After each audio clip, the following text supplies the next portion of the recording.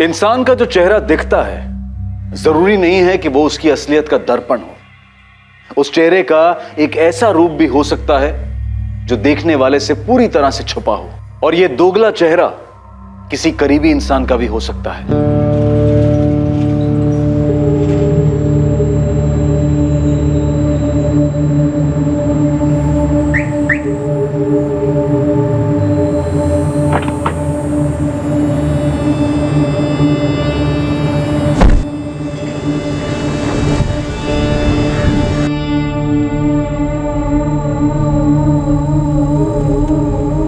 क्या विवेक शर्मा का भी कोई छुपा हुआ चेहरा था जिसे उसके अपने भी कभी देख ना पाए थे?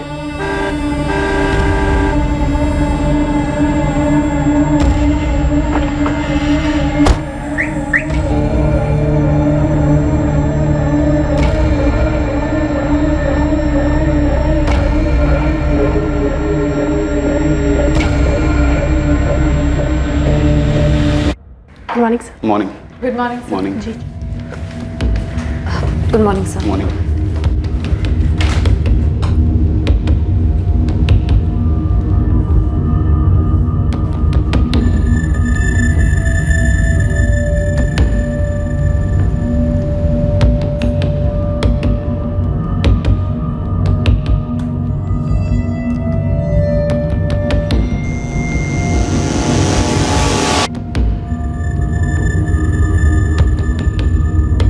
उनचास वर्षीय इंश्योरेंस कंसल्टेंट एजेंसी का मालिक विवेक शर्मा 14 जून 2017 को ऑफिस के बाद अपने घर नहीं लौटा। किसी को नहीं पता था कि वो घर क्यों नहीं लौटा और वो कहां गया था। विवेक नॉर्मली 7 साढ़े 7 बजे तक घर लौट आते हैं। लेट हुआ तो मैक्स टू मैक्स 9:30। हमने जब फोन ट्राई किया तो उनका फोन स्विच ऑफ था। The number you have called is currently switched off. आपके द्वारा डायल किया हुआ नंबर अभी बंद है। मम्मी, पापा किसी मीटिंग में होंगे और फोन स्विच ऑफ रखा होगा उन्होंने। 10:30 बज गए हैं संजय। वेट करते हैं मम्मी, पापा किसी जरूरी मीटिंग में फंस गए होंगे। रात भर हम परेशान रहे, सोए नहीं, बस फोन ही ट्राई करते रहे, लेकिन अभी तक उनका फोन स्विच ऑफ ही आ रहा है। रिधि जी, आपने बताया कि आपके हस्बैंड का ऑफिस सॉलिटर बिजनेस कॉम्प्लेक्स गरोड़िया नगर में। जी सर। संजय, तुमने अपने पापा के ऑफिस में बात की? शायद वहाँ किसी को पता हो कि किसी मीटिंग में बाहर गए हैं। अभी थोड़ी देर पहले उनकी ऑफिस इंचार्ज गीता से बात की। विवेक सर घर नहीं लौटे, ये क्या कह रहे हो संजय? पूरी रात से अभी तक उनका फोन स्विच ऑफ बता रहा है। पर वो तो कल आफ्टरनून में ही निकल गए थे, लंच से पहले करीब 12:30 बजे। गीता, एक मीटिंग है, लंबी चलेगी, देर से लौटूंगा। Okay sir. मैं 7 बजे तक वेट करती रही उनका, वो ऑफिस नहीं लौटे तो मुझे लगा डायरेक्टली घर चले गए होंगे, फिर मैंने ऑफिस क्लोज किया। ये कौन सी मीटिंग थी गीता? संजय, मुझे कुछ बताया नहीं उन्होंने मीटिंग के बारे में। किसी और स्टाफ मेंबर को कुछ पता हो? नहीं सर, गीता से बात करने के बाद हम स्ट्रेट आपके पास आए सर। संजय, इससे पहले तुम्हारे पापा कभी रात भर बाहर रहे हैं, ड्रिंक वगैरह? नहीं मैडम, लेट मीटिंग्स होती हैं, लेकिन अगर ज़्यादा लेट हो रहा होता है तो फ़ोन या मैसेज ज़रूर कर देते हैं। जी मैम, और पापा ओवरनाइट तभी जाते हैं जब उनकी मीटिंग्स आउट ऑफ भोपाल होती हैं। सर, मैंने पूरे स्टाफ से बात की है, किसी को नहीं पता विवेक सर की कौन सी मीटिंग थी। सर ऑफिस आए, उसके बाद मैं मिला था उन्हें, फिर काजल उनसे मिली। जी सर। आप लोगों में से किसी को नहीं बताया इस मीटिंग के बारे में? कुछ भी नहीं बोले? जी नहीं सर। ये मीटिंग विवेक शर्मा के काम को लेकर ही होगी ना? इन्वेस्टमेंट या इंश्योरेंस को लेकर? मतलब आप लोगों के किसी रेगुलर क्लाइंट के साथ? उन्होंने ऐसा कुछ बोला नहीं मैम। सर ये सारी लिस्ट है। आशीष, ये एसके ब्रदर्स अपने और 15 एम्प्लॉइज को इंश्योरेंस कवर देना चाहते हैं। उनके पर्सनल मैनेजर से डील करो, सिर्फ 5% रिबेट ऑफर करो, नॉट मोर। मेरी डिस्कशन प्रीतम फैब्रिकेशंस के एक्सीडेंट इंश्योरेंस के कवर को लेकर हुई थी। सर, प्रीतम फैब्रिकेशंस को अपने 3 यूनिट्स के लिए एक कॉम्प्रिहेंसिव प्लान चाहिए। लेकिन उनकी नई यूनिट अभी अभी ऐड हुई है ना, 1 महीने पहले। तो नए यूनिट को पहले साल में हम बाकी 2 यूनिट्स जितना रिबेट नहीं ऑफर कर सकते। सर, मैं 10% कट ऑफर करने का सोच रही थी। 2 साल से हमारे साथ खुश रहेंगे। देखो काजल, कॉल तुम्हारा है, मेरे हिसाब से 7 काफी है, हमें भी तो खुश रहना है। Yes sir, got it. Kajal, अगर वो 10 पर अड़े रहे तो अग्री करो, हम बाद में रिकवर करेंगे। और तुम रागिनी, तुम्हारी कोई मीटिंग नहीं थी बॉस के साथ? नहीं मैम, कल मेरी कोई रिपोर्टिंग नहीं थी उनके साथ। एक्चुअली मैम, विवेक सर अक्सर ऐसे मीटिंग्स के लिए जाते रहते हैं, लेकिन हमें एग्जैक्टली पता नहीं होता है पार्टी कौन सी है। तो ये ज़रूरी नहीं कि पार्टी क्लाइंट ही हो, कोई और भी हो सकता है, कोई पर्सनल मीटिंग भी हो सकती है। सर हम लोग कैसे बता सकते हैं ये बात? आशीष, काजल, जब तुम लोगों की मीटिंग हुई विवेक शर्मा के साथ, तो तुम लोगों ने कुछ नोटिस किया? किसी टेंशन या परेशानी में लग रहे थे वो? मैंने तो ऐसा कुछ नोटिस नहीं किया। हमेशा की तरह थे, नॉर्मल, कूल। मैंने कोई डिस्टर्बेंस नोटिस नहीं किया।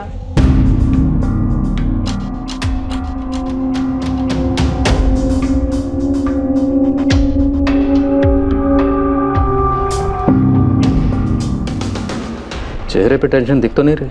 हाँ सर, डिस्टर्ब तो डेफिनेटली नहीं लग रहा है।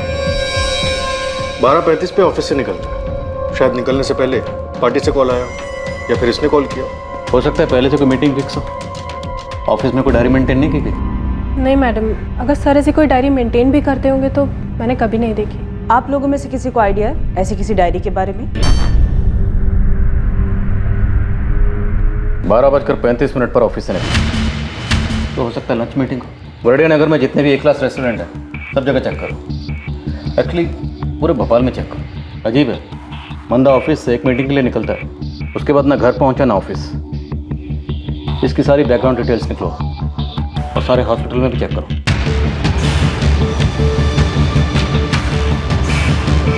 उनचास साल का आदमी है, नाम है विवेक शर्मा। फोटो भेज रही हूँ।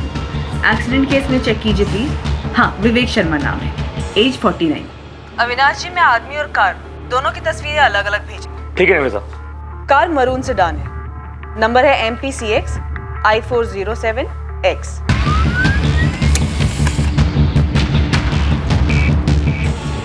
गरोड़िया नगर एरिया में जितने भी CCTV कैमरा है सबको स्कैन कीजिए और वहां से निकलने वाले रोड्स को। थोड़ा टाइम दो निमिता, मुझे 14 जून के सारे फुटेजेस अलग करने होंगे और CCTVs भी काफ़ी है। जी अविनाश जी, मैं समझती हूँ, लेकिन इसे आप प्रायोरिटी पे रखिए। आदमी को मिसिंग हुए 48 घंटे हो चुके। हमने सारे होटल्स, रेस्टोरेंट, सब जगह के CCTV चेक किए, लेकिन कहीं भी कुछ भी शो अप नहीं हो रहा है। तो सर मेरे पापा कहाँ गए फिर? निधि, क्या कोई ऐसी वजह है कि आपके पति घर लौटने नहीं चाहते? Excuse me? सर मेरे पापा खुद से घर क्यों नहीं लौटना चाहेंगे? देखिए, हमने आपके सब लोगों के फ़ोन टैप किए, ये आप जानते हैं। हमने विवेक के ऑफिस में भी सबसे बात की, ये समझने के लिए कि विवेक को कहीं से कोई धमकी तो नहीं मिल रही। कैसी धमकी? निधि जी, हम किडनैपिंग को रूल आउट नहीं कर रहे। मेरे हस्बैंड को कोई किडनैप क्यों करेगा? पैसों के लिए। आपको किसी पर शक? नहीं सर, मेरे पापा की किसी के साथ कोई दुश्मनी नहीं थी सर। कितना अजीब है ये सब कुछ सर। एक नॉर्मल दिन था, नॉर्मल मीटिंग के लिए गए और अभी तक लौटे नहीं। अजीब तो है संजय, पर कुछ भी ऐसे तो नहीं होता, कोई ना कोई कारण तो होता है। हमने शहर के सारे हॉस्पिटल छान मारे, कोई एक्सीडेंट केस नहीं, कुछ नहीं। तो फिर आपके पापा कहाँ गए और क्यों? मैडम, धमकी दुश्मनी वगैरह की बात भी होगी तो वो हमसे क्यों शेयर करते? हाँ, लेकिन मैं आपको हमारे सारे क्लाइंट्स के लिए जरूर दे सकती हूँ। ओके, तो तुमसे सीधा सीधा सवाल करूँ, विवेक शर्मा की कोई गर्लफ्रेंड थी? मैडम, ये सिर्फ एक प्रोफेशनल सेटअप है और मैं यहाँ सिर्फ काम करती हूँ। उनकी पर्सनल लाइफ के बारे में मुझे कैसे पता होगा? सबसे करीबी दोस्त तो राजीव है, राजीव दुबे। सर राजीव अंकल भी पापा को लेकर काफी परेशान है। नंबर दीजिए। मैं अपने काम से काम रखती हूँ मैडम, और यहाँ पे इतना काम होता है कि किसी की पर्सनल लाइफ की डिटेल्स रजिस्टर भी नहीं होती है।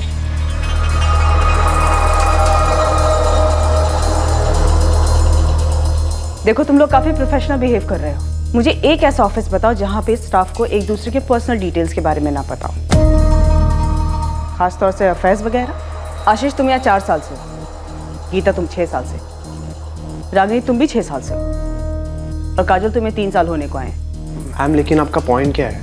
पॉइंट ये है आशीष कि तुम लोग की तुम्हारे बॉस के बारे में इंफॉर्मेशन इतनी लो है कि शक करने जैसी है। लेकिन मैम, जिस बारे में पता ही नहीं है उस बारे में आपको कैसे बता सकते हैं? मैम, हम विवेक सर के गायब होने को लेकर वैसे ही बहुत टेंशन में हैं। ये सवाल तुम सबके लिए। क्या विवेक शर्मा और उनकी पत्नी निधि शर्मा, इन दोनों के बीच में कोई टेंशन थी?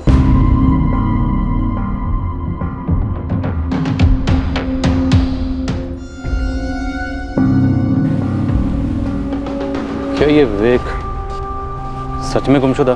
सर 3 दिन हो चुके हैं, अभी तक घर लौटा नहीं है। कुछ तो बात है। एक्सीडेंट नहीं है, किडनैपिंग होती तो अभी तक फिरौती का कॉल आता, जो कि अभी तक नहीं आया। और घर में सब नॉर्मल हो, आदमी घर ना लौटे, ये भी तो नहीं हो सकता। नॉर्मल? पर क्या सब कुछ नॉर्मल था यहाँ?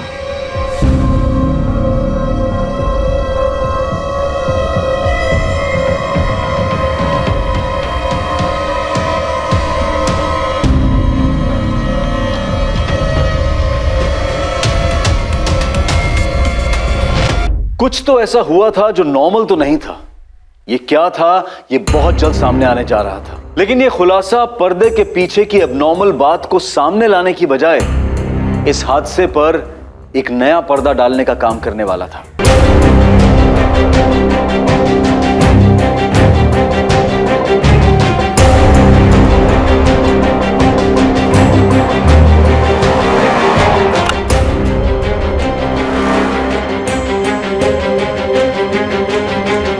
The number you have called is currently switched off. Please try again later. Thank you. गरुड़िया नगर और उसके सभी रास्तों के CCTVs को हमने स्कैन किया, लेकिन 14 जून को ये MPCXI 407X ऐसी कोई भी मरून सेडान स्पॉट नहीं। फिर कार के साथ कहाँ गायब हो गया ये विवेक शर्मा? राजीव दुबे, मैं इंस्पेक्टर हर्ष राठौर बोल रहा हूँ। विवेक का कुछ पता चला इंस्पेक्टर? तलाश जारी है, आपसे बात करनी है। ऐसे कैसे वो कहीं चला गया? आपको लगता है विवेक कहीं चला गया खुद से? नहीं, मेरा मतलब है कि वो ऐसे कैसे कहीं गायब हो गया। उसकी वाइफ निधि, उसका बुरा हाल है इंस्पेक्टर। प्लीज मेरे दोस्त को जल्दी ढूंढिए। हम ढूंढ रहे हैं। मैं करमवीर थाने में हूँ, आप कितनी देर में आ सकते हैं? जी मैं अभी आया।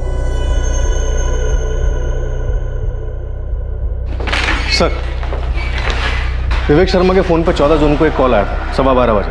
ट्रैक हो गया।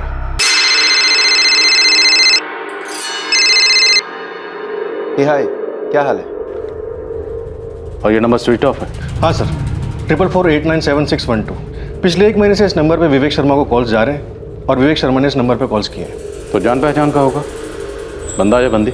सर, इन दोनों के बीच में सिर्फ पिछले 1 महीने से बात हो रही है। 1 महीने के पहले कोई कॉल नहीं हुआ? सर, ये 1 साल के कॉल रिकॉर्ड्स हैं। ये नंबर इससे पहले कहीं नहीं दिखा। इस नंबर को अर्जेंट बेसिस पर ट्रैक करके इसके रिकॉर्ड्स मंगाओ। कमल, मुझे लगता है ये नंबर हमारी लीड है। 4448976112। पिछले 1 महीने से विवेक जी की काफ़ी बार बात हुई है इस नंबर पे, सिर्फ 1 महीने से।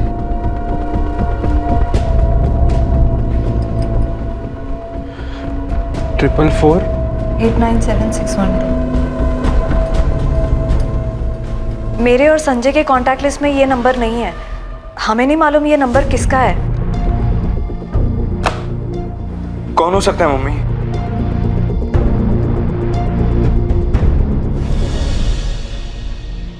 विवेक के फ़ोन लोकेशंस? डिटेल जल्दी आ जाना चाहिए सर, फ़ोन कंपनी में प्रेशर डाल रहे हैं। ये जो 12:15 बजे विवेक को कॉल आया था, ये मीटिंग के लिए रिमाइंडर था? क्लाइंट का था? सर, ट्रैफिक डिपार्टमेंट ने फुटेजेस स्कैन किए, विवेक की कार कहीं भी स्पॉट नहीं हुई है। ये कैसे मुमकिन है? बंदा मीटिंग के लिए निकलता है और गायब। पक्का कोई झूठ बोल रहा है या फिर कुछ छुपा रहा है?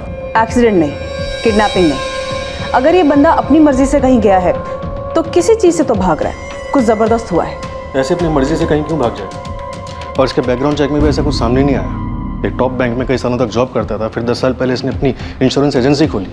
अच्छा खासा बिजनेस चल रहा था। ये जो 12:15 बजे विवेक को कॉल आया था, शायद ये किसी मीटिंग की याद दिलाने के लिए किया गया था।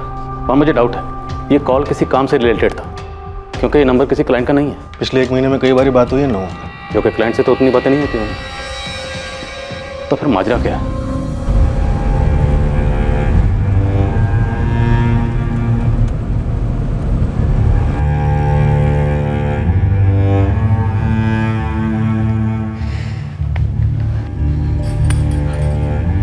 मम्मी, गीता ने फोन किया था, कह रही थी कि क्लाइंट से कॉल पे कॉल आ रहे हैं, डील्स पेंडिंग पड़ी हुई हैं, किसी को पापा की जगह डील्स करनी पड़ेंगी अब।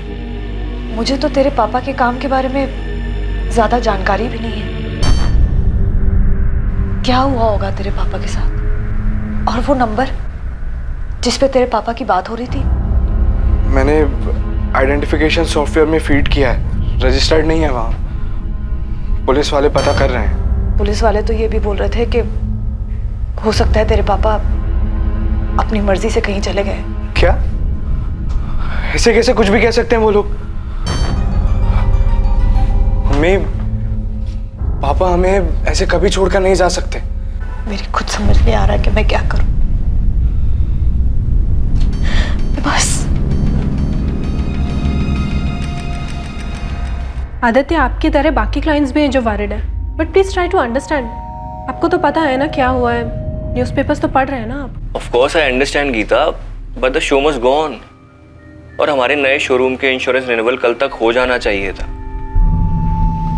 गीता, मुझे भी मेरे बॉसेस को जवाब देना पड़ता है। It's my job too. Ashish, वो पूजा अपरल से आदित्य का कॉल आया था कुछ। हाँ, वो उनके शोरूम की इंश्योरेंस रिन्यू करवानी है। काजल, ये आदित्य अपैरल्स तुम्हारा ही क्लाइंट है ना? हाँ, लेकिन मैं आदित्य के कॉल्स ही नहीं ले रही हूँ यार। क्या करूँ, कुछ समझ में ही नहीं आ रहा है। इतने इंपॉर्टेंट डिसीजंस लेने हैं और विवेक सर के बिना I don't know how it's gonna be possible. मैंने संजय से बात की थी, उसने बोला कि वो निधि मैम से बात करके मुझे कॉल बैक करेगा, पर अभी तक तो उसको कॉल आया नहीं। काजल, आशीष, मुझे लगता है कि हमें संजय को ऑफिस आने के लिए कहना चाहिए। उसे इन्वॉल्व करते हैं, तब तक होपफुली विवेक सर लौट आएंगे। हेलो, तुम सब मुझे क्यों घूर रहे हो? क्या कहा रागनी तुमने? कि विवेक सर होपफुली लौट आएंगे? यू मीन कि वो खुद ब खुद कहीं चले गए? काजल, मेरे माइंड में एक बात आई तो मैंने कह दी। एक्चुअली मैं इमेजिन नहीं कर पा रही हूँ कि कोई उन्हें किडनैप करेगा। क्या? किडनैप? कम ऑन आशीष, मैं बस पॉसिबिलिटीज बता रही हूँ। वो नहीं दिखाते क्या क्राइम शोज में, ये थ्योरी वो थ्योरी, बस दैट्स ऑल। तुम लोग ग्राउंड रियलिटी देखो ना। 5 दिन हुए हैं पर फिरौती का कोई कॉल नहीं। That means kidnapping ruled out. Hospital और मॉक से भी कोई न्यूज़ नहीं है, मतलब एक्सीडेंट रूल्ड आउट। खुद की कार लेकर निकले और कार की भी कोई न्यूज़ नहीं है। आई थिंक पुलिस ने उनके कॉल रिकॉर्ड्स मंगाए होंगे। ज़्यादातर क्राइम शोज में उन्हें लीड वहीं से मिलती है। CDR reports, call data record. वैसे मुझे नहीं लगता है उन्हें कुछ मिला होगा, या शायद मिला होगा पर हमें बताया नहीं गया। वैसे बता दो, हम सब पर शक होगा उन्हें। गीता, तुम पर भी। रागिनी, तुम्हें नहीं लगता तुम्हें इस सब के बारे में कुछ ज्यादा ही पता है? यार वो मैं बस क्राइम शोज कुछ ज्यादा ही देखती हूँ, इसलिए, नथिंग एल्स। ये विवेक शर्मा, ये उसकी कार। साहब, ये कार के साथ में गायब हुए, मतलब अपनी मर्जी से गए? कोई कारण सामने नहीं आ रहा। किसी से कोई दुश्मनी नहीं, कोई कर्जा नहीं। खुद बीवी ने कंप्लेंट दर्ज करवाई। उसका कहना है कि आपस में कोई अनबन भी नहीं थी। तो मतलब किसी ने कार के साथ में ही अगवा कर लिया? साहब, ये कार तो इस हालत में नहीं मिलेगी, इसका तो पोस्टमार्टम हो चुका होगा। और यह आदमी किस हालत में मिलेगा, अब देखो। तो एक काम कर, गैराजेस और गाड़ियां चोरी करने वाले गैंग्स में पता कर। गोविंद, मुझे लगता है ये आदमी अपनी मर्जी से कहीं गया है। घर पे कोई अनबन हुई होगी, इसके अलावा तो कुछ नजर नहीं आता है। फैमिली बैकग्राउंड चाहिए मैडम आपको? एकदम बारीकी से। इस विवेक के साथ साथ इसकी बीवी निधि और बेटे संजय, दोनों की डिटेल चाहिए। मुझे ऐसा लग रहा है ये दोनों हमसे कुछ छुपा रहे हैं। हो जाए। इनके अलावा ऑफिस के 4 एम्प्लॉइज और हैं, 3 लेडीज 1 आदमी, सबकी फाइल बना। देखो राजीव, अगर तुम्हारे दोस्त विवेक की अपनी पत्नी निधि के साथ कोई अनबन थी, कोई घरेलू मसला था, और विवेक अपनी मर्जी से कहीं चला गया, तो हम अपना टाइम वेस्ट नहीं करना चाहते। ऐसी कोई अनबन नहीं थी, ये जरूर कोई सीरियस मामला है। कितना सीरियस? किडनैपिंग, मर्डर, कितना सीरियस?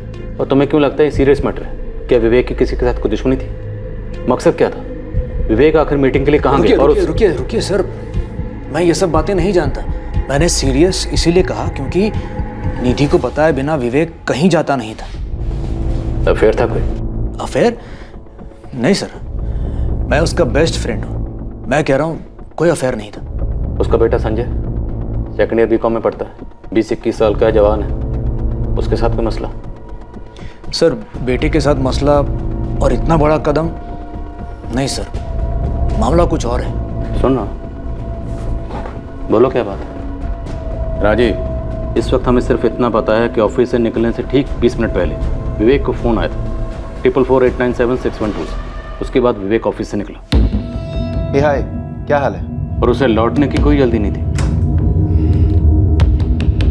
गीता, एक मीटिंग है, लंबी चलेगी, देर से लौटूंगा। गाड़ी में बैठकर जाते वक्त विवेक के चेहरे पर कोई टेंशन नहीं थी, कोई तनाव नहीं था, एकदम रिलैक्स।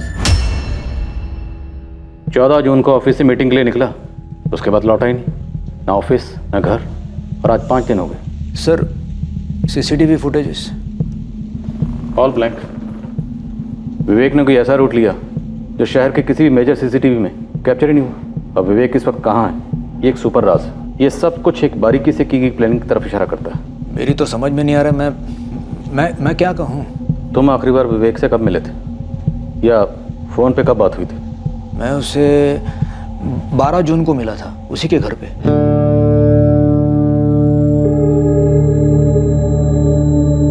राजीव, हमारा वाइल्ड गैस क्या कहता है, विवेक कहाँ गया होगा? क्या वाइल्ड गेस करो सर, मेरा बेस्ट फ्रेंड गायब है, मुझे तो कुछ नहीं सूझ रहा। एक बार फिर से पूछ लो, आर यू श्योर कोई अफेयर नहीं था? नहीं सर, कोई अफेयर नहीं था।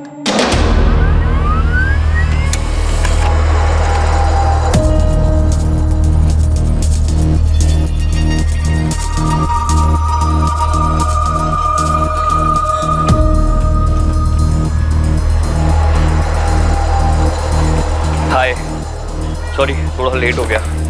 इट्स ओके, नो इश्यूज, मैं भी अभी आई हूँ। Okay, how are you? I am good, how are you?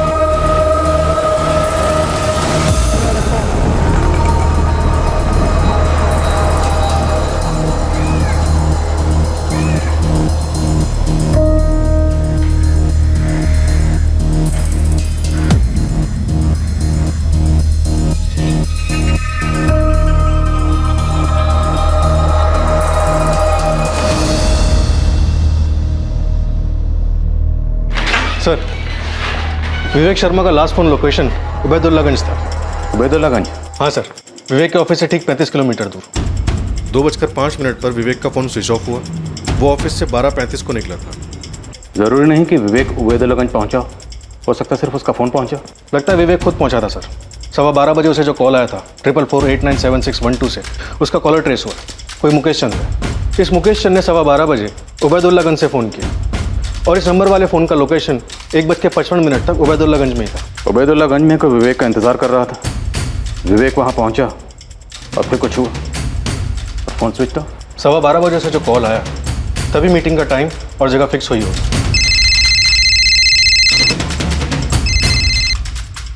हाय, क्या हाल है? हाँ ठीक है, मैं 12:30 12:40 को निकलूंगा यहाँ से, फिर मिलते हैं वहाँ। Okay bye.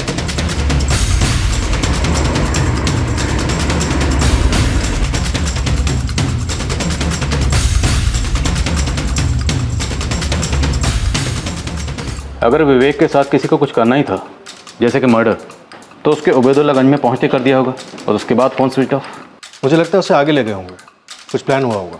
इस मुकेश चंद का एड्रेस हबीबगंज का है, फर्जी तो नहीं? मुकेश चंद? नहीं मैडम, हमारी क्लाइंट लिस्ट में तो कोई मुकेश चंद नहीं। वैसे मैंने कभी विवेक सर के मुँह से भी ये नाम नहीं सुना। मैं नहीं जानती किसी मुकेश चंद को। मैं भी नहीं जानता मैम। सेम। जी, हमारे सर्कल में कोई मुकेश चंद नहीं है। उसके काम के सर्कल में कोई होगा तो मुझे पता नहीं। हम लोग आपस में काम की बातें बहुत कम करते थे। पर ये है कौन? मुझे नहीं पता, और पापा के काम के बारे में हमें कहाँ कुछ पता रहता है।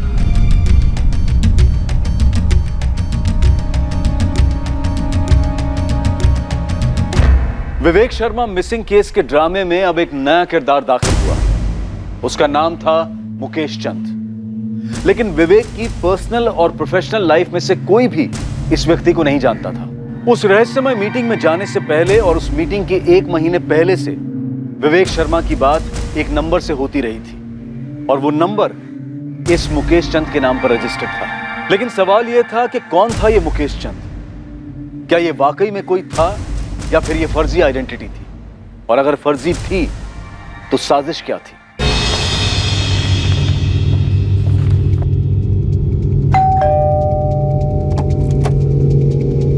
मुकेश चंद जी, वो मेरे पति हैं। कहाँ है?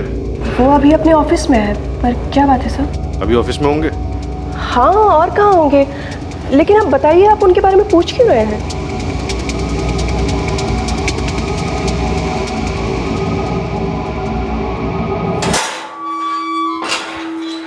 आप लोग कुछ बोल क्यों नहीं रहे हैं? मुझे इस तरह ऑफिस से उठा लेने का क्या मतलब है? विवेक शर्मा का है। कौन कहा है? Vivek Sharma, VS insurance consultant का मालिक, 105 सॉलिटेयर बिजनेस पार्क, गरडिया नगर, भोपाल। समझ गए या पिन कोड बताऊं? मैंने ये नाम पहली बार सुना है सर।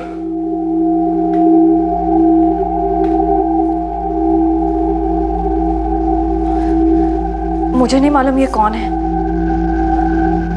मुझे भी नहीं पता कि पापा इसे जानते हैं या नहीं।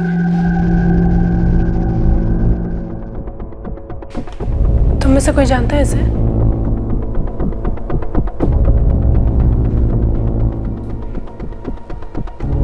लेकिन ये नंबर मेरा नहीं है सर। कैसे नहीं?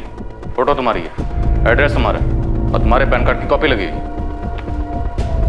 मुझे नहीं पता सर, पर ये नंबर मेरा नहीं है। तुम्हारे इलाके हबीबगंज में जो मोबाइल शॉप है ना, फास्ट मोबाइल शॉप, उसे हमने ढूंढ निकाला। यहाँ से 1 महीना पहले तुमने ये सिम खरीदा था।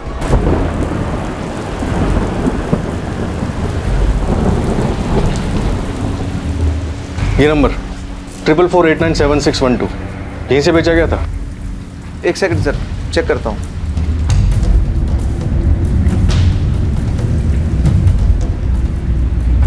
जी सर, 12 मई 2017 को यहाँ से सेल हुआ।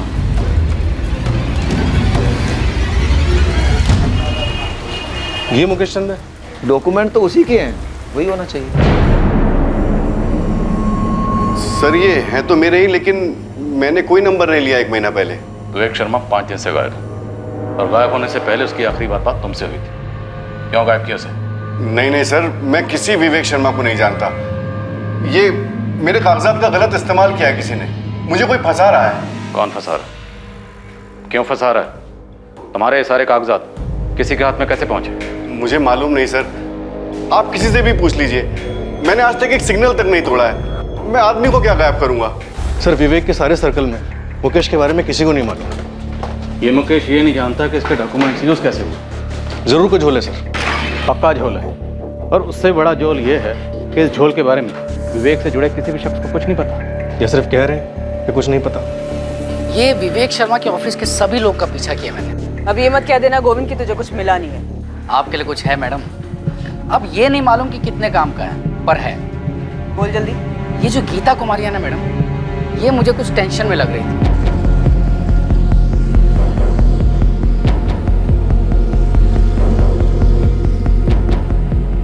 तुझे कैसे पता कि टेंशन में थी? वो ऐसे कि ये ऑफिस के बाद ऑफिस के ही एक बंदे से मिलती है, वो आशीष सिंह।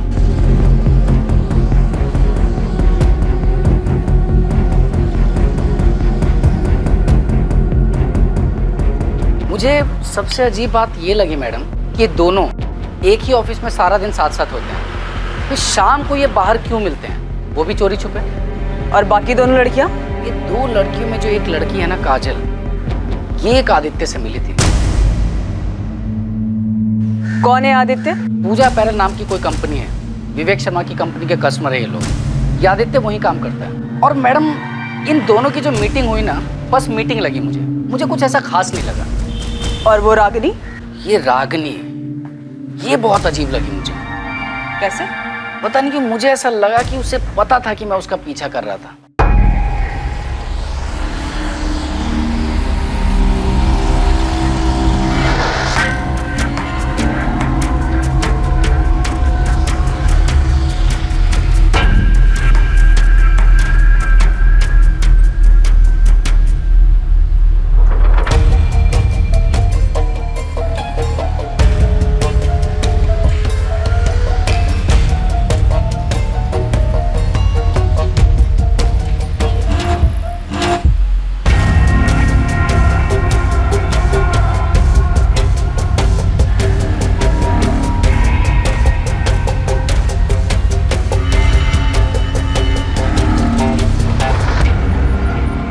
मुझे तो समझ में ही नहीं आया कि उसे कैसे पता चला कि मैं उसका पीछा कर रहा था। 1 मिनट के लिए ना मैडम थोड़ा नर्वस हो गया था मैं। तो गोविंद, तुझे ये लगता है कि ऑफिस के अंदर की बात है?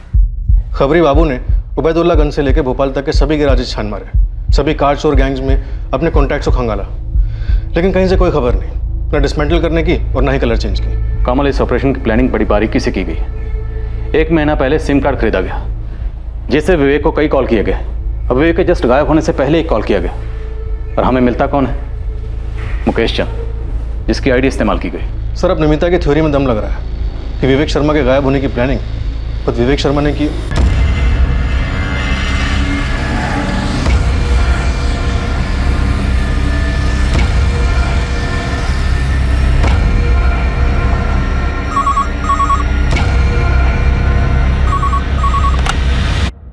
Karambir police station. Inspector Rathore बोल रहा हूँ। विवेक शर्मा को ढूंढना बंद कर दो। कौन बोल रहा है? तुम्हें लगता है मैं तुम्हें बताऊंगा?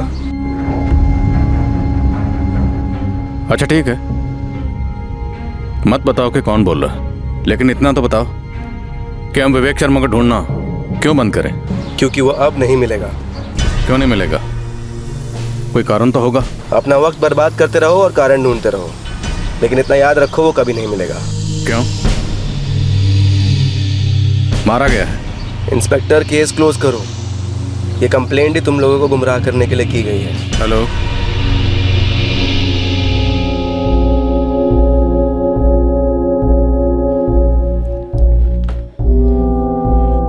क्या बात है जी? पुलिस आपको ऑफिस से क्यों लेकर गई थी? कुछ नहीं, बस थोड़ी गलतफहमी हो गई थी उन्हें, मिस्टेक। निधि, संभालो अपने आप को, समेटे रखो खुद को, सब ठीक होगा। अभी सब कुछ अजीब लग रहा होगा, लेकिन विश्वास रखो, सब ठीक हो जाएगा। मुझे बहुत ज्यादा टेंशन हो रही है राजीव। मैं समझता हूँ निधि, लेकिन इस वक्त तुम्हें संजय के बारे में सोचना है। उस पर क्या बीत रही होगी। देखो, संजय की खातिर तुम्हें स्ट्रांग बनना ही पड़ेगा।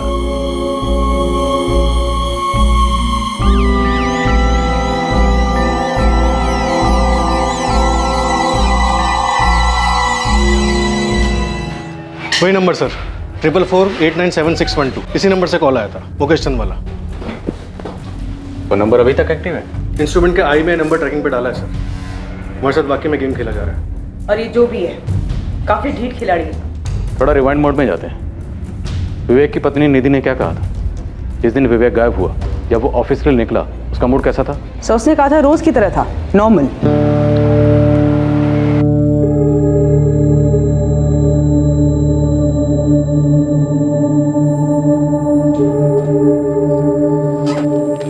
बाय निधि। बाय।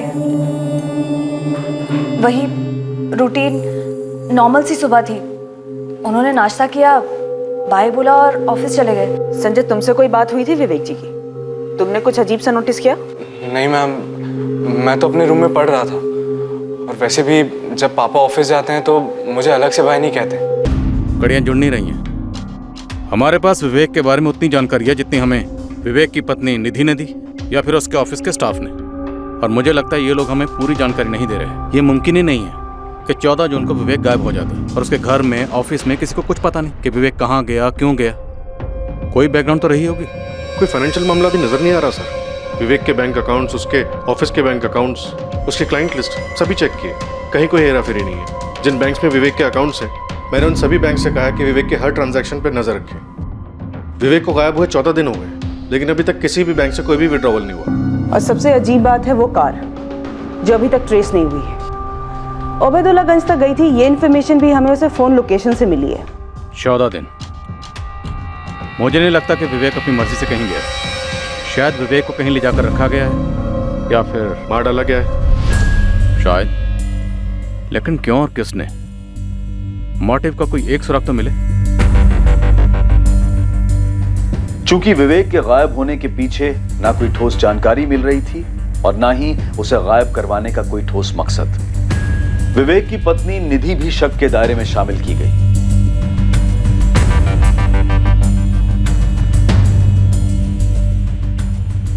इस केस में विवेक का बेटा संजय भी शक के दायरे में था। विवेक की फर्म का हर एक एम्प्लॉय स्कैनर में आ गया, यह पता लगाने के लिए कि क्या किसी को विवेक से कोई रंजिश थी, क्या उसके गायब होने का कारण ऑफिस में तो नहीं था। इन सस्पेक्ट्स में कोई ऐसा था जिसके पास ऐसी जानकारी थी जिससे केस पर रोशनी डाली जा सकती थी, और यह जानकारी सामने आने में वक्त लगने वाला था।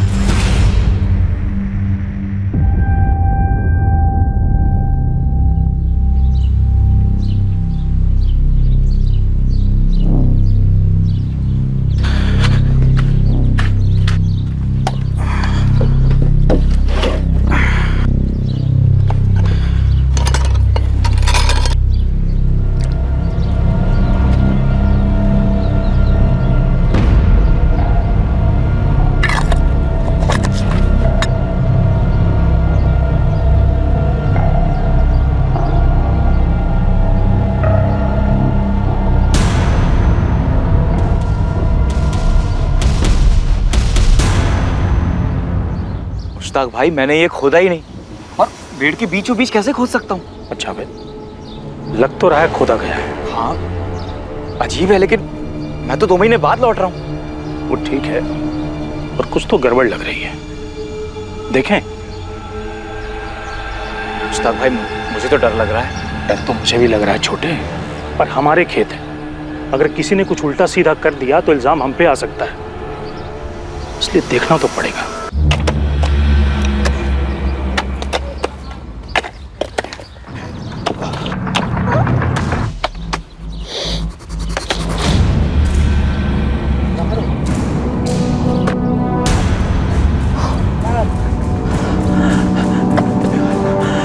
जावेद, जावेद, क्या हुआ भाई?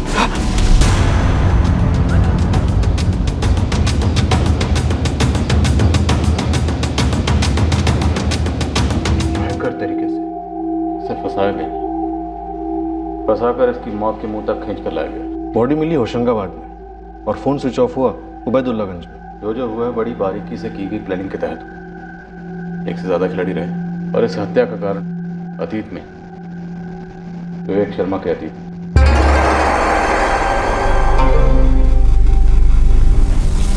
मम्मी, क्या हुआ? पुलिस स्टेशन से फोन था, क्या कहा उन्होंने?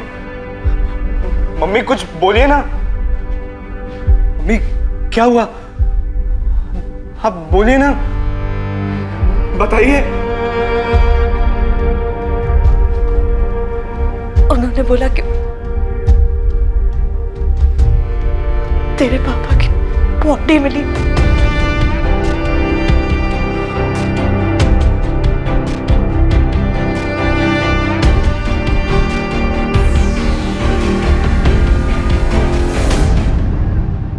क्या हुआ गीता, क्या न्यूज़ है? गीता बोलो ना। पुलिस को विवेक सर की बॉडी मिली है। कहाँ से मिली? होशंगाबाद।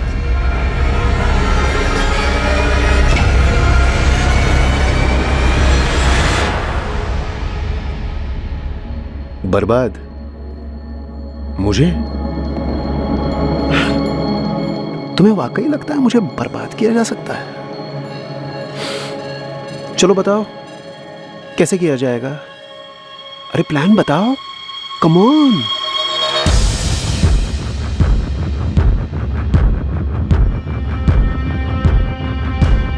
कितनी अजीब बात है, मैंने सोचा ही नहीं था कि कोई उसकी बॉडी खोद निकालेगा। मुझे तो लगा था कि पुलिस ने इन्वेस्टिगेशन क्लोज कर दी और अब ये सब बातें सामने आ रही हैं। मतलब और अब हो गया तो हमें संभल कर चलना होगा। सुनो, किसी सूरत में कार मिलनी नहीं चाहिए, समझे? ठीक है।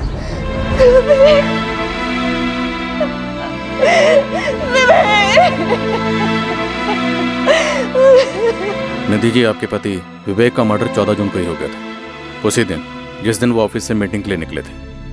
मैं डेट ऑफ डेथ इसलिए कह रहा हूँ क्योंकि बॉडी उतनी गल चुकी है। ये 16 वार किस हथियार से हुए होंगे? ऐसे वार हमेशा मांस काटने के चॉपर से होते हैं, लेकिन इंस्पेक्टर 16 के 16 वार विवेक की मौत के बाद किए गए। भड़ास निकालने के लिए या फिर कोई मैसेज देने के लिए? पॉसिबल। तो फिर मौत कैसे हुई और कब हुई? या वायर से गला घोंटा गया और कर दी। और जिसने भी किया है, इतना तो साफ है, नफरत करता था वो आपके पति से, निधि जी।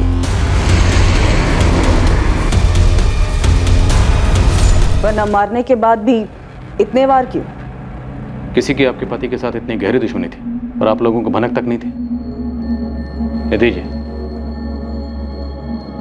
राजीव जी, क्या कुछ ऐसा है जो आप लोग हमें बताना भूल गए या फिर जानबूझकर नहीं बताया? अगर कुछ भी ऐसा है तो अभी वक्त है, बता दें।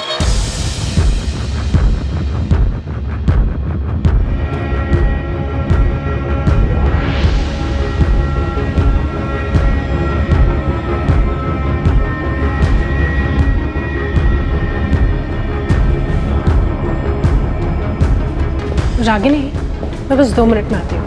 ठीक है।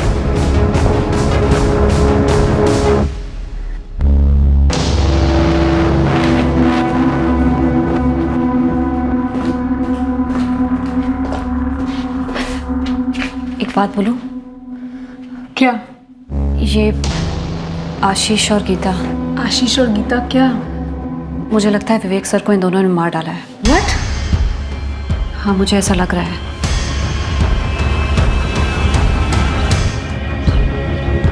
आशीष। मिसेस विवेक शर्मा। निधि मैम, वैसे आई थिंक वो ये कर भी सकती हैं, पर तुम्हें क्या लगता है इस सब के पीछे मोटिव क्या रहा होगा? इंश्योरेंस, कोई अफेयर? अफेयर राजीव दुबे के साथ? विवेक सर का बेस्ट फ्रेंड?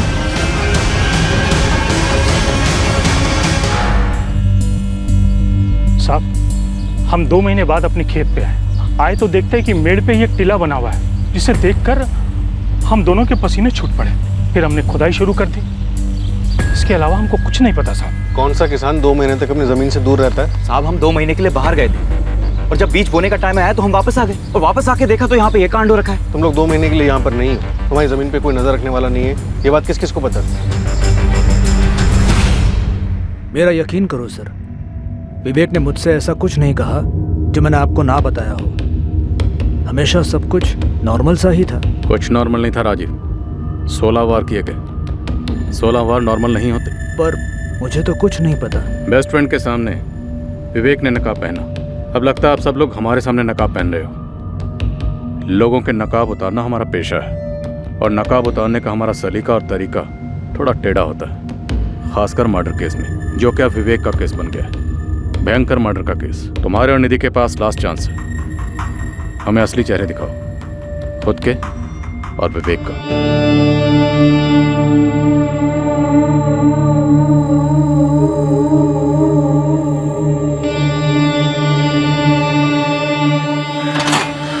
पुलिस ने मुझे पूछताछ के लिए बुलाया है। बुलाया तो मुझे भी है, and I am sure Ragini और काजल को भी बुलाया होगा। मतलब हम चारों से अलग अलग बात कर रहे हैं? हाँ, तो करने दो। हम जो जानते हैं, जो अभी तक कहते आए हैं, आगे भी वही कहेंगे। सर, वो 2 किसान भाई मुश्ताक और जावेद, दोनों का कहना है कि उन्हें कोई अंदाजा नहीं है कि उनकी जमीन का इस्तेमाल किसने किया विवेक को दफनाने के लिए। उनके आसपास किसी का विवेक से कोई कनेक्शन? दूर का ही सही। वही तो हैरत की बात है सर। पूरे गांव में क्वेश्चनिंग थी, लेकिन किसी ने विवेक का नाम तक नहीं सुना और किसी का इंश्योरेंस या इन्वेस्टमेंट से कोई लेना देना। 99.99% ये इनसाइड जॉब। ये मर्डर किसी अंदर वाले ने किया। अब ये अंदर वाला या तो घर में से कोई है या ऑफिस। उंगलियां अब हर किसी पर और कई दिशाओं में उठने जा रही थीं। ऐसा लग रहा था कि विवेक के कत्ल के पीछे कई लोग हो सकते हैं, पर क्यों थे? इस सवाल का जवाब एक रहस्यमय धुंध में लिपटा था। गीता और आशीष? मेरा शक पक्का है मैम। पर क्यों? बॉडी लैंग्वेज स्टडी कीजिए दोनों की। ठीक उन लोगों की तरह है जो लोग कुछ छिपा रहे होते हैं पर सब सही होने का नकाब पहनते हैं। रागिनी, उस दिन 14 जून की दोपहर जिस मीटिंग के लिए विवेक शर्मा निकला, जिस नंबर से उसे कॉल आया 4448976112, वो सब गीता और आशीष का किया करा है। Exactly ma'am. मुझे ऐसा लगता है कि ये सब उन दोनों की जोड़ तोड़ थी। निधि शर्मा, निधि विवेक शर्मा, और किस बेसिस पे इल्जाम लगा रहे हो तुम दोनों? सर, अभी तो सिर्फ शक है, कोई सबूत नहीं है हमारे पास। हाँ, तुम्हारे शक का बेसिस क्या है? जैसे जैसे विवेक सर का लौटना डिले होता गया, हमारा शक बढ़ता गया सर। उन दोनों के बीच में कोई अनबन थी जो तुम लोगों ने पहले रिपोर्ट नहीं की? नहीं सर, शक तभी हुआ जब विवेक सर के मिसिंग होने के बाद क्लाइंट्स के कॉल पर कॉल आने लगे। सबको अपनी डील क्लोज करनी थी और काम आगे बढ़ाना था। अब चूंकि विवेक सर नहीं थे फैसले लेने के लिए, तो मैंने उनके बेटे संजय को कॉल किया। गीता ने फ़ोन किया था, कह रही थी कि क्लाइंट से कॉल पे कॉल आ रहे हैं, किसी को पापा की जगह डील्स करनी पड़ेंगी। और फिर कुछ दिन बाद मुझे निधि मैम का कॉल आया। गीता, ध्यान रहे, हाथ से एक भी क्लाइंट जाना नहीं चाहिए और ना ही कोई क्लाइंट डिस्टर्ब हो। जी मैम, आई अंडरस्टैंड, बट उसके लिए सिग्नेचर्स लगेंगे, अप्रूवल्स लगेंगे। कंपनी में मेरा भी नाम है ना एज अ पार्टनर। जी मैडम। तो मैं साइन करूंगी, मैं अप्रूवल्स दूंगी। तुम अपना काम एज यूजुअल कंटिन्यू करो। उनकी आवाज़ इतनी नॉर्मल, इतनी रोज़मर्रा वाली थी, मानो प्रिपेयर थे इस सिचुएशन के लिए। इनफैक्ट शायद वेट कर रही थी। सर, जब गीता ने मुझे बताया तब मुझे थोड़ा शक हुआ कि शायद एजेंसी हत्या ने निधि मैम ने खुद कुछ कर दिया हो। और जब 3 दिन तक विवेक सर लौटे नहीं, तो मुझे फीलिंग आने लगी कि शायद अब वो नहीं रहे। और ये जो फीलिंग है तुम्हारी, ये तुम लोगों ने अपने तक रखी, हमें बताना जरूरी नहीं समझा? सर ऐसे कैसे कुछ कह सकते थे, कोई सबूत नहीं था हमारे पास। मुझे भी एक फीलिंग हो रही है और सबूत भी है कि विवेक के मर्डर के पीछे तुम दोनों का हाथ है। सर क्या बात कर रहे हैं आप? किसने कान भरे सर आपके? सर लेकिन ये सब करके फायदा क्या होगा हमारा? सर बताइए ना सर, कौन हमारे पीछे आपको ये सब बता रहा है? भाई, जो जानता है कि इस कत्ल के पीछे तुम दोनों हो।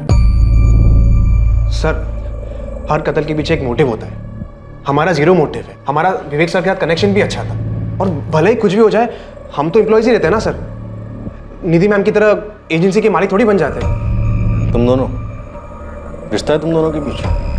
हाँ सर, पर इसका मर्डर से कोई कनेक्शन नहीं है। हमारी विवेक सर से कोई शिकायत नहीं थी, वो एक अच्छे एम्प्लॉयर थे और हम अच्छे एम्प्लॉयज, सिर्फ एम्प्लॉयज। रागनी क्यों काजल? सर मुझे नहीं पता, बस क्या काजल? काजल, तुम्हारे बॉस विवेक शर्मा का मर्डर हुआ, भयंकर मर्डर। अब तुम रागनी का नाम ले रही हो तो कोई कारण तो होगा। कारण तो है, लेकिन क्या है मैं बता नहीं पा रही हूँ। जो भी है बोलो। सर वो क्या?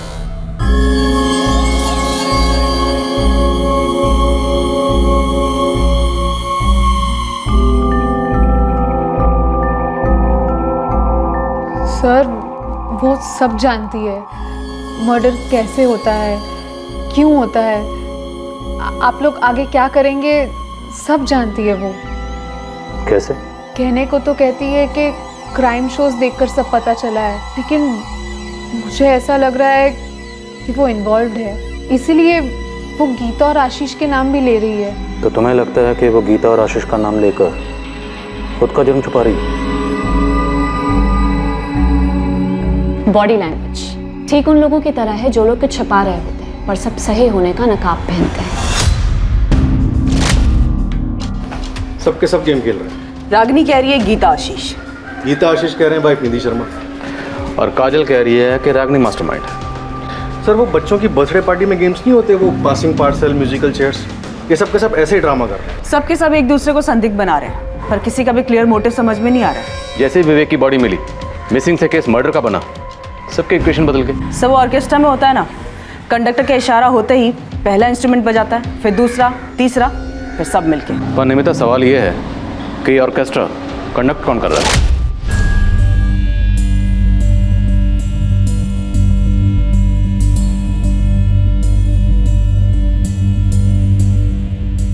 हमें इस केस का क्रैक 4448976112 इसी नंबर से मिलेगा।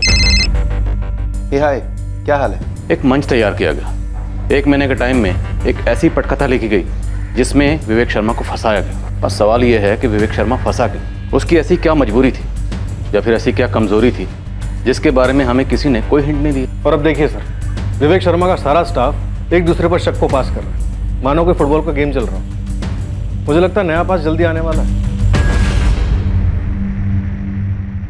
अरे राशिद, लाइफ मजे लेकर जीने के लिए यार, वरना इंसान के जीने का क्या मतलब है बता? इंसान है ना, सिर्फ परफेक्ट होने का सपना देख सकता है, लेकिन वो कभी परफेक्ट नहीं होता। वो सही और गलत दोनों करता है, सही का पलड़ा भारी रहे, जैसे मेरा है दोस्त। इस तरह बातों से जस्टिफाई करने से जो गलत किया है वो सही नहीं बन जाता। तू जानता है तूने कुछ तो गलत किया है। गलत वो होता है जो किसी को हर्ट करे, अगर किसी को कुछ पता ही नहीं तो हर्ट होने का सवाल ही कहाँ उठता है। एक चीज होती है भाई, भरोसा, विश्वास, जो तुझ पर एक नहीं दो लोग करते हैं, निधि और संजय। और मैं तुझ पे भरोसा करता हूँ, इसलिए तुझे सब कुछ खुल के बताता हूँ। असली फ्रेंड मानता हूँ तुझे।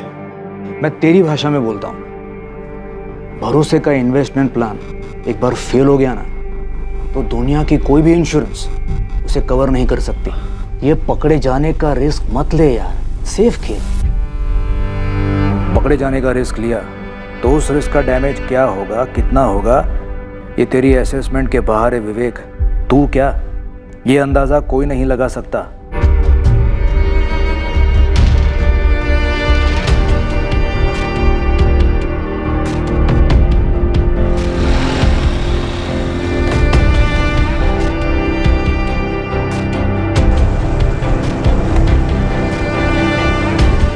जैसा कि पुलिस को शक था, आरोपों का फुटबॉल अब अपने अगले पास के लिए तैयार था। एक ऐसा खुलासा हुआ जिसके बारे में विवेक से जुड़े किसी ने एक बार भी जिक्र नहीं किया था। शायद इन लोगों में से कुछ लोगों को इसके बारे में पता ही नहीं था और कुछ शायद पता होते हुए भी चुप बैठे रहे थे। इंस्पेक्टर, मुझे थाने आकर कुछ कहना है।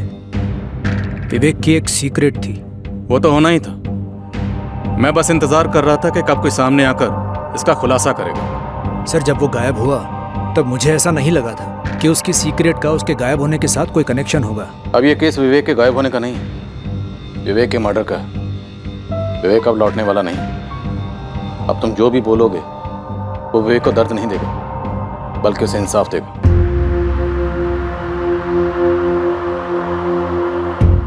तू झूठ बोल रहा है ना संजय? मैं क्यों झूठ बोलूंगा मम्मी? और मेरे झूठ बोलने से पापा लौट आएंगे क्या? राजीव को पहले से ही मालूम था। उन्होंने 14 जून को ही मुझे सब बताया था, जब पापा घर नहीं लौटे थे। संजय, पापा के साथ जो कुछ भी हुआ उसमें तूने तो कुछ नहीं किया ना? नहीं मम्मी, मैंने कुछ नहीं किया है। विवेक का एक छुपा हुआ पहलू था। इंतजार कर रहा हूँ इस खुलासे का। उसका ये सीक्रेट कोई नहीं जानता था। आप जानते थे, लेकिन आप बोल रहे हैं। उसकी एक बहुत बड़ी कमजोरी थी, औरतें। हमारी सबसे पहली थ्योरी यही थी। कोई एक्सीडेंट नहीं, कोई फिरौती नहीं, कोई डिप्रेशन नहीं। बंदा ऑफिस से मीटिंग के लिए निकलता है और गायब। मामला अफेयर का होना ही था। कौन थी वो औरत? सर, मैंने कहा उसकी कमजोरी थी औरतें, एक से ज्यादा। सर, कितनी थी मुझे नहीं मालूम। सबके बारे में नहीं मालूम होगा, लेकिन कुछ के बारे में तो मालूम होगा। बताया होगा विवेक ने डिटेल में। क्लोज फ्रेंड था? नहीं सर, उसने किसी के नाम नहीं बताए, कोई डिटेल्स नहीं दी। लेकिन सर, वो हर वक्त किसी न किसी के साथ इन्वॉल्व रहता था। उसके ऑफिस में कोई थी? ये तीनों लड़कियां, गीता, रागनी और काजल, इनमें से किसी के साथ विवेक शर्मा का चक्कर रहा होगा। तो इनमें से किसी ने किया है? इनमें से किसी ने, या इनमें से किसी की वजह से किसी ने। गोविंद, तो किस तरफ इशारा कर रहा है? संजय, विवेक का बेटा। उसके सर्कल से मैंने पता किया है, काफी हद तक परेशान और दुखी रहा है वो काफी अरसे से। मुझे तो लगता है कि उसे अपने बाप के अफेयर का पता चला होगा। माँ के लिए बहुत बुरा लगा होगा, इतना बुरा लगा होगा कि उसने अपने ही बाप को खत्म कर दिया। मैडम, ये पूरा कांड घर के अंदर से ही रचा गया होगा।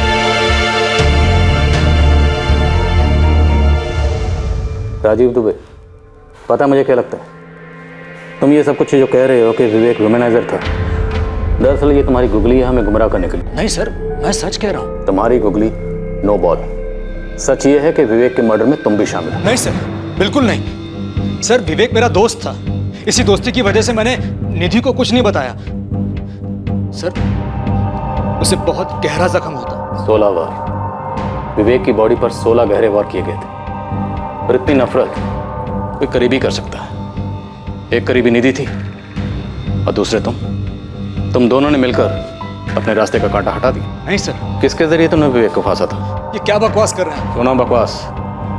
तुमने 1 महीना पहले किसी के जरिए विवेक को दाना डाला था। मिस्टर विवेक, हाँ, हमारी कंपनी ने एक ज़मीन ली है फैक्ट्री डालने के लिए, तो उस ज़मीन के इंश्योरेंस की बात करनी थी। श्योर मिस्टर नीलेश, मार्केट में सबसे बेस्ट ऑफर हम आपको दे सकते हैं विद अ कॉम्प्रिहेंसिव प्लान। आप असेसमेंट के लिए जल्द से जल्द हमारी ज़मीन कब तक देख सकते हैं? आप बताइए। 1 हफ्ता। डन। आप डेट फिक्स कीजिए, मैं रेडी रहूँगा। जिसको तूने ये काम सौंपा था वही विवेक को उसकी मौत के मुंह तक लेकर गया। मिस्टर विवेक जी, मैं आपका इंतजार करता हूँ। क्या आप आ सकते हैं अभी? हाँ, मैं 10-15 मिनट में निकलूंगा। मिलते हैं वहाँ।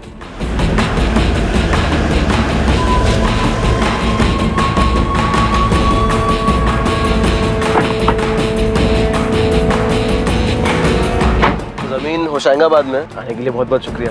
अरे नो प्रॉब्लम। ऐसा ही हुआ था ना। अब ये बताओ, ये काम तुमने अकेले ने किया या ये कोई जॉइंट वेंचर था तुम्हारे और निधि शर्मा के बीच? राजीव दुबे, हम इंतजार कर रहे हैं, बोलो। मैंने समझाया था उसे, ये औरतों वाला मामला एक दिन बुरी तरह फंसा देगा। गले में फांसी का फंदा बना जो तूने और निधि शर्मा ने मिलकर उसके गले में डाला था। नहीं सर, बल्कि मैंने तो उसे समझाया था, मैंने उसे नहीं मारा सर। और मुझे पूरा विश्वास है निधि भी ऐसा कुछ नहीं कर सकती सर। क्यों नहीं कर सकती? उसका पति जमाने भर की औरतों के साथ रिश्ते बना रहा था। क्योंकि उसे तो कुछ पता ही नहीं था, और विवेक खुद मुझे ये सब नहीं बताता तो नकाब के पीछे का उसका असली चेहरा आज तक कोई नहीं देख पाता। विवेक को क्यों फंसाया गया, कैसे उसे अपनी मौत की तरफ ले जाया गया, और इस कत्ल का मोटिव अब धीरे धीरे उभरने लगा। ये मोटिव, ये मकसद था विवेक की व्यभिचारी फितरत। पर विवेक के एक वुमनाइजर होने की बात सिर्फ अब जाकर दुनिया के सामने आई थी। इस बात का आभास हो रहा था कि विवेक के लिए जाल बिछाया गया था, लेकिन किसने बिछाया था इस पर अभी रोशनी पड़नी बाकी थी। मर्डर को अंजाम देने के 1 महीने पहले इसकी प्लानिंग की गई थी। विवेक शर्मा को मार डालने की यह प्लानिंग सटीक थी, बारीकी से की गई थी। बिछाया गया जाल मजबूत था और छुपा हुआ भी।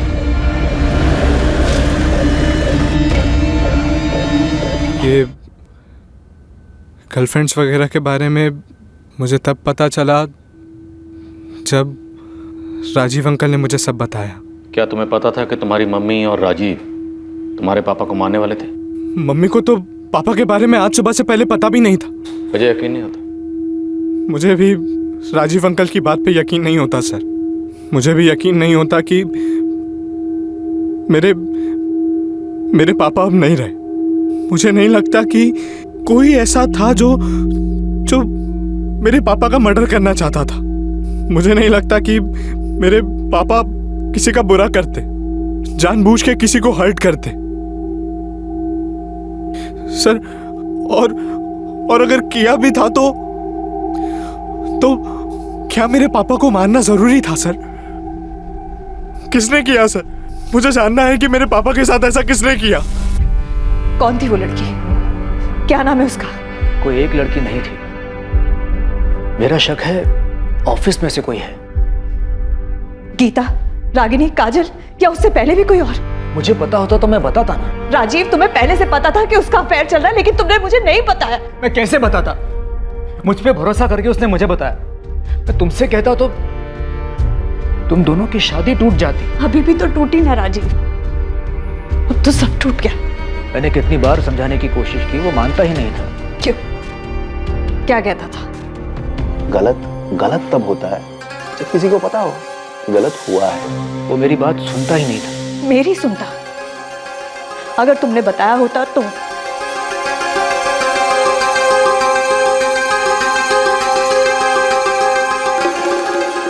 वो उन लड़कियों के साथ सिर्फ सोता था कि किसी से प्यार भी करता था? मुझे नहीं लगता वो किसी से प्यार करता था। मेरे बारे में कभी बात करता था प्यार से?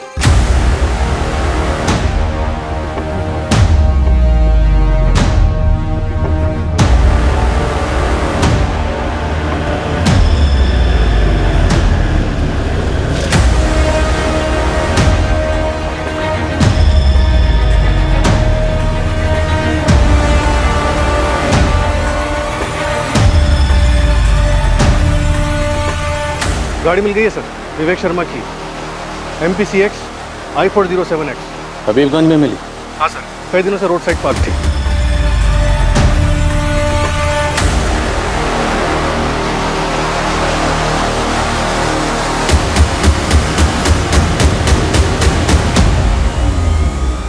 कमल, कत्ल हुआ उबैदुल्लागंज में और दफनाया गया होशंगाबाद में, और विवेक की गाड़ी को ठिकाने लगाया गया हबीबगंज में, शातिर प्लानिंग। और इसका सीधा सीधा ताल्लुक विवेक के बेशुमार अफेयर के साथ है, और मुझे लगता है इनमें से कोई एक अफेयर ऑफिस में से किसी के साथ था। और ये तीनों रागिनी, काजल और गीता आपस में बॉल पास करते हैं, किसी पे शक टिकने नहीं दिया। सब तोड़ते हैं तीनों को।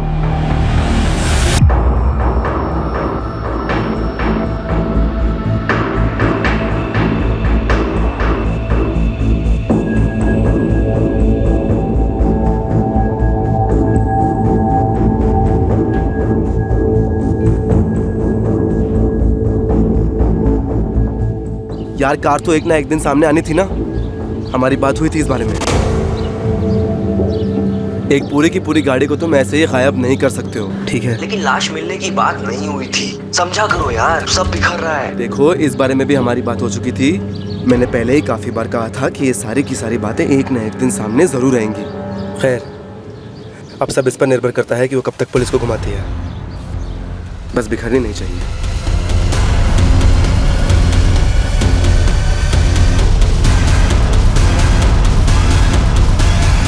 मैं कबूल करती हूँ, विवेक सर और मेरा अफेयर था।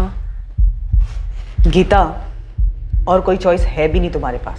लेकिन वो 3 साल पहले था।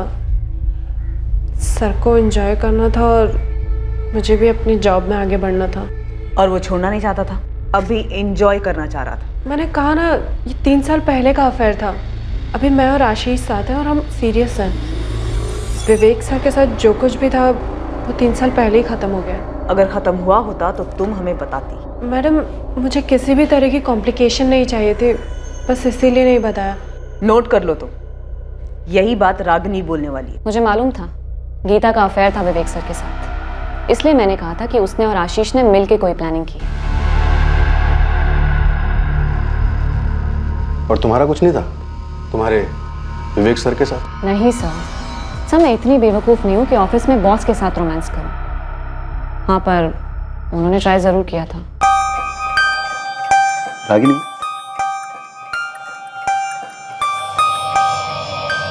तुम्हें मेरे साथ क्लाइंट मीटिंग के लिए चलना चाहिए। काम फास्टर सीखोगी, ऑफिस के लिए और हमारे फ्यूचर के लिए अच्छा रहेगा। सर, जब मैं फील करूँगी कि मैं रेडी हूँ क्लाइंट मीटिंग्स के लिए, तब मैं ज़रूर चलूँगी। एक क्लाइंट के साथ लंच मीटिंग है आज। Thank you sir, but no sir, मैं इस वक्त कंफर्टेबल फील नहीं कर रही हूँ, प्लीज़। गीता या काजल ने मुझसे डायरेक्टली कभी कुछ नहीं बोला, लेकिन मुझे पता था होटल में लंच मीटिंग का क्या मतलब होता है। वैसे काफ़ी स्मार्ट हूँ मैं सर। उतनी भी नहीं, क्योंकि तुम्हें लगा तुम्हारा प्लान कभी पकड़ा ही नहीं जाएगा। मालूम है मुझे, आप मुझे प्रेशराइज करके मुझसे कुछ निकलवाने के चक्कर में हैं। आप पुलिस वालों की स्टैंडर्ड प्रैक्टिस है ये, आई नो। लेकिन सर, इस वक्त आप मेरे साथ डेड एंड पर हो, मुझसे कुछ नहीं मिलेगा। फिर किससे मिलेगा? गीता या काजल? मुकेश चंद, याद है आपको? उसने कौन सा नंबर यूज किया था? वो है कातिल? सर, मैंने अपनी खुद की इन्वेस्टिगेशन की है और मेरी रीडिंग के हिसाब से मुकेश चंद के डिटेल्स यूज हुए हैं। फर्जी सिम बनाया गया है। वो तो सिर्फ बलि का बकरा था। सॉरी, मैंने तुम्हें अंडर एस्टिमेट किया। तुम काफी स्मार्ट हो। फिर तुम्हारी इन्वेस्टिगेशन से ये तो जरूर पता चला होगा कि वो फर्जी सिम कार्ड किसने बनाया था। मेरी झूठी तारीफ झूठी आवाज में कर रहे हो सर। रागिनी, उस आदमी का नाम दो। दे तो दूंगी, पर आप यकीन नहीं कर पाओगे। लेकिन करना ना करना वो हम पे छोड़ दो, तुम बस नाम दो। सर, आप ये क्या कह रहे, मेरी कुछ समझ में नहीं आ रहा है। विवेक ने क्या तोड़ा? दिल, वादा या भरोसा? क्या गलत किया था विवेक ने तुम्हारे साथ? ये कैसा सवाल है सर? मैं उनकी एम्प्लॉय थी, वो मेरे बॉस थे और मैं बहुत मेहनत करती थी सर, बस इतना ही है। तो फिर किसके साथ गलत किया ऑफिस में? अफेयर करके किसे छोड़ दिया? सर, मुझे कैसे पता होगा? मैं अपने काम से काम रखती थी। काजल चौहान ने विवेक सर को मारने का प्लान बनाया था। पहले तुम गीता आशीष कह रही थी। सर, गीता आशीष गलत कैलकुलेशंस थे। गलत कैलकुलेशन क्यों कहोगी? सर, मैं गलत संभावना पकड़ के चल रही थी। होती है गलती 2 और 2 4 में, पर एक काजल के साथ कोई गलती नहीं हो सकती सर। मैंने काफ़ी क्लोजली ऑब्जर्व किया है उसे सर। और क्या कैलकुलेशन की? सर हमारे क्लाइंट हैं पूजा अपैरल्स, काजल उनका अकाउंट हैंडल करती है। जानते हैं, आगे? पूजा अपैरल से हैं आदित्य सिंह। आदित्य सिंह का क्या कनेक्शन है विवेक के मर्डर से? उन दोनों का अफेयर चल रहा है सर। तुम फिर गेम खेल रही हो खुद को बचाने के लिए? सर मैं कोई गेम नहीं खेल रही, और जब मैंने कुछ किया ही नहीं तो खुद को क्यों बचाऊं? सर मैं आपकी सिर्फ हेल्प कर रही हूँ। जब आपका खबरी मेरा पीछा कर रहा था तब मैं इस काजल को फॉलो कर रही थी।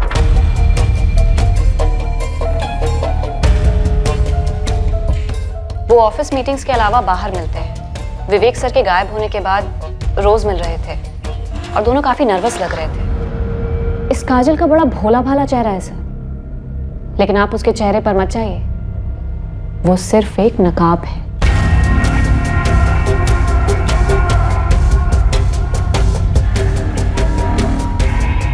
उस नकाब के पीछे एक चालाक प्लेयर छिपे हुए। कैसी player? Game of love sir.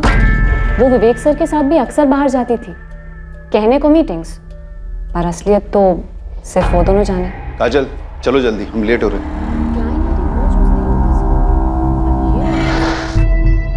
और वो मुकेश चंद वाली बात? वो बस मेरा डिडक्शन था।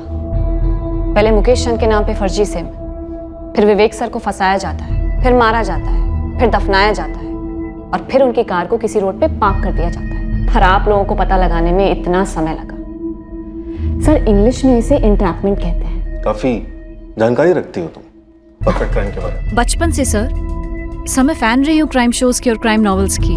पिछले 8 साल से क्राइम पेट्रोल देख रही हूँ और हर बार एक ही बात सामने आई है, जिस पर पुलिस का कम से कम शक होता है ना सर, वही होता है किलर।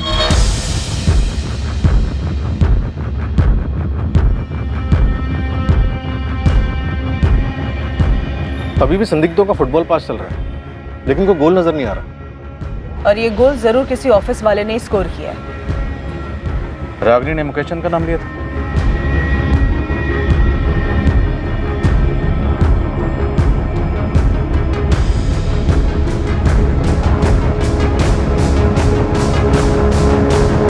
वो तो ऑफिस में सबका नाम लेती रहती है, गोल गोल बातें करती है। अजीब कैरेक्टर है उसका। यस सर, मुझे भी थोड़ी ऑफ लगती है वो। राजीव दुबे, अगर राजीव दुबे ने ये औरतों वाली बात का खुलासा शुरुआत में किया होता तो हमारी थ्योरी क्या बनती? हम विवेक शर्मा के कॉल रिकॉर्ड्स में से औरतों की लिस्ट बनाते, उनकी छटनी करते, और फिर खबरियों के जरिए पता चलता कि विवेक के ऊपर इतना गुस्सा किसे था। लेकिन सर विवेक के फोन रिकॉर्ड में हमें ऐसा कुछ भी नहीं मिला है। शायद वो फोन पर रोमांस ना करता, फेस टू फेस करता, और फेस टू फेस सबसे ज्यादा वो ऑफिस में होता था। गीता ने कबूल किया है कि 3 साल पहले उसका विवेक के साथ अफेयर था, लेकिन ये बात राजीव और निधि को नहीं पता। रागिनी ने किसी अफेयर से इनकार किया, लेकिन काजल का नाम लिया। तो काजल हो सकती है? अगर है तो फिर काफी शातिर दिमाग की, इतनी शातिर कि विवेक को फंसाकर उसकी मौत के मुंह तक ले गए। सर मेरी काजल पे ये इन्फॉर्मेशन है कि वो यहाँ अकेली रहती है। ओरिजिनली वो जबलपुर से है और उसका कोई बॉयफ्रेंड नहीं है। सिम कार्ड खरीदा गया हबीबगंज से, और विवेक की कार लवारिस मिली हबीबगंज, तो हो सकता है कातिल का कोई कनेक्शन हबीबगंज से हो। वैसे इस रागिनी ने इंट्रोगेशन के दौरान एकदम से मुकेश चंद का नाम लिया। तो हबीबगंज में रहने वाले मुकेश चंद के किसी करीबी ने चुपके से मुकेश चंद के डॉक्यूमेंट्स को एक्सेस किया, फर्जी सिम कार्ड खरीदा जो ऑपरेशन में इस्तेमाल हुआ। तो मुकेश चंद का कोई करीबी इस कातिल की साजिश का हिस्सा हो सकता है, या शायद खुद कातिल। और इस मुकेश चंद की जानकारी में थी इस केस को खोलने की चाबी। जरूरी डॉक्यूमेंट्स की फोटोकॉपीज हम अक्सर मिटाते नहीं हैं, जबकि उनका गलत इस्तेमाल होने का खतरा बना रहता है। अक्सर हमें पता तक नहीं होता कि हमारे सर्कल में वो कौन बंदा या बंदी है जिसने हमारी आइडेंटिटी डॉक्यूमेंट्स की कॉपी ली किसी काम से और किसी और ही जगह इस्तेमाल की। फिर से कह रहा हूं, मुझे नहीं मालूम मेरे कागजात का किसने गलत इस्तेमाल किया है। मुकेश चंद कुछ तो याद करो, तुमने अपने कागजात कहाँ दिए थे, किसे दिए थे? राजीव दुबे, इसे जानते हो? नहीं। संजय शर्मा? नहीं। निधि शर्मा? नहीं। रागिनी, काजल, गीता, इनमें से किसी को? नहीं सर, मैं इन लोगों को नहीं जानता, किसी को भी नहीं। आशीष? नहीं सर। मुकेश चंद, इनमें से किसी को भी नहीं जानते?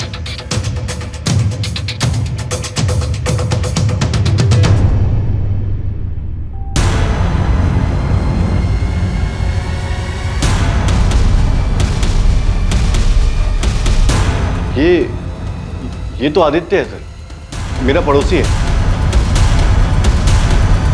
इसने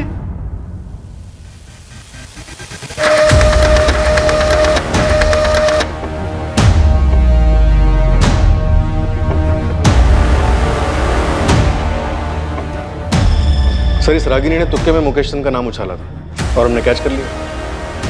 इस आदित्य का पार्टनर, कोई साथीदार? सर, एक नाम है नीलेश कुमार। लिस्ट में से कॉल्स कई बार आते जाते रहे। इतना ही नहीं सर, कत्ल वाले दिन दोनों की फोन लोकेशंस उस फर्जी सिम कार्ड वाले फोन से मैच हुई।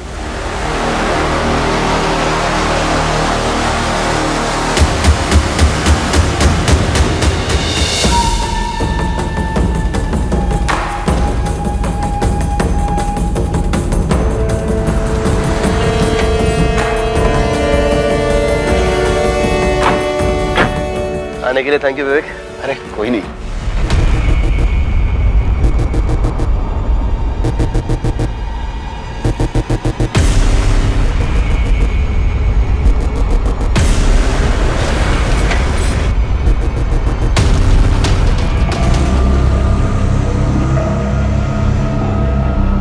मिला क्या? इसमें कुछ भी नहीं है यार। अरे देख उसके पर्सनल फोल्डर्स में देख, यहाँ पे भी नहीं है। अरे होगा अंदर, देख अच्छे से छान कर।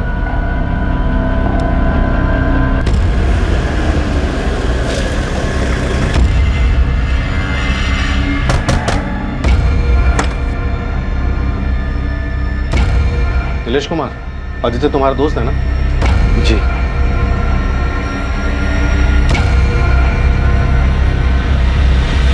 आओ आदित्य, बैठो।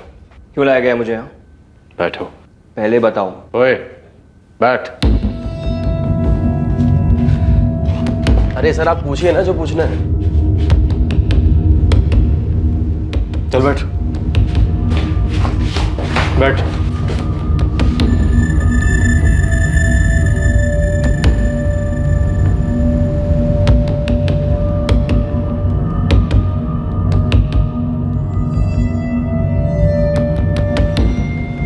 मिस काजल चौहान, आदित्य और नीलेश को धर लिया हमने।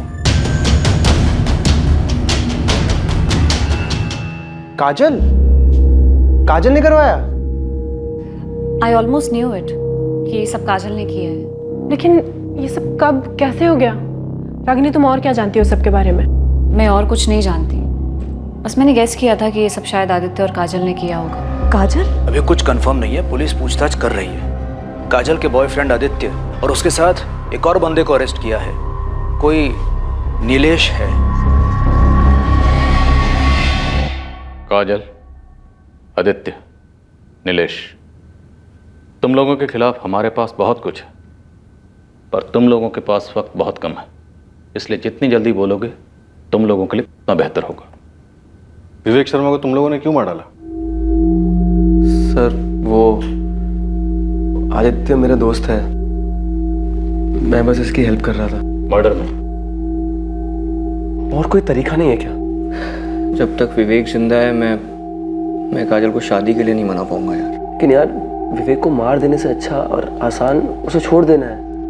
और काजल उससे ब्रेकअप क्यों नहीं कर रही है? अरे वो उसे नहीं जाने दे रहा है यार। अबे यार शादीशुदा आदमी है, 19-20 साल का बेटा है उसका। बोलना काजल को धमकी देने के लिए कि वाइफ और बेटे को सब बता दूंगी। अरे नहीं यार, ऐसे नहीं हो सकता। वो डरती है, उसे डर है कि विवेक उसे बर्बाद कर देगा। तुम उसे छोड़ क्यों नहीं देती हो? मैं हमेशा तुम्हें खुश रखूंगा, आई प्रॉमिस। नहीं आदि, मैं चाहती हूँ अभी ये नहीं कर सकती। This is not possible. तुम पूरी तरीके से उसकी मुट्ठी में क्यों हो काजल? वाई? क्योंकि वो है ऐसा, खतरनाक है वो। सबके सामने एक चेहरा है और पीछे कुछ और। मैं जब उससे पहली बार मिली थी मुझे उसका ये चेहरा दिखा ही नहीं, सिर्फ ये गुडी गुडी मास्क। मेरे पेरेंट्स बीमार हैं, मेरे साथ रहते हैं, उनकी देखभाल में काफ़ी खर्चे थे। मेरे लिए वो जॉब दुनिया की सबसे इम्पोर्टेंट चीज़ थी। और विवेक मुझे सब कुछ ऑफर कर रहा था, सब कुछ।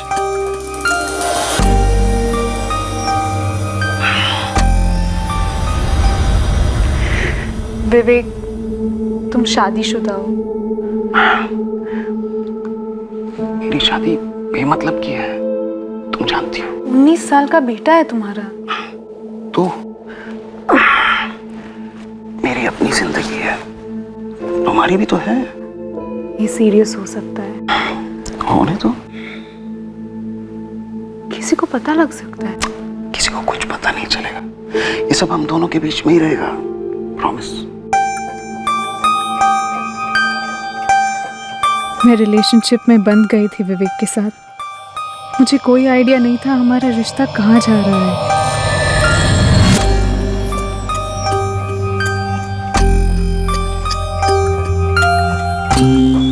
या कम इन। हम आए दिन सेक्स के लिए मिलते और वो मेरी काफ़ी अच्छी तरीके से हेल्प कर रहा था। प्रमोशंस, इंक्रीमेंट्स, बोनस, ऊपर से गिफ्ट्स। लेकिन हमारा रिश्ता उसके आगे कहीं जा ही नहीं रहा था।